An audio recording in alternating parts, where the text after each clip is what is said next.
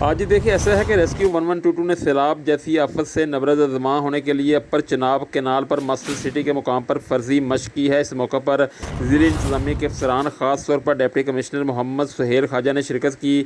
Rescue 1122 کے چاقو چوبند دستے نے معزز مہمانوں کو سلامی پیش کی۔ فرضی مشقوں کا مقصد سیلاب میں پھنسے ہوئے لوگوں کو نکالنے، ان کو محفوظ مقام پر منتقل کرنے، فلڈ آپریشن میں استعمال ہونے والے آلات کو چیک کرنا اور اداروں کے درمیان روابط کو بہتر بنانا ہے۔ اس موقع پر ڈپٹی کمشنر نے تمام ریلیف کیمپس کا بھی معائنہ کیا اور سیلاب کے دوران ریسکیو اینڈ ریلیف کے لیے استعمال ہونے والے آلات کو بھی چیک کیا۔ بعد ازاں ریسکیو 1122 کے اہلکاروں نے کشتیوں کے ذریعے مہمانوں کو سلامی پیش کی۔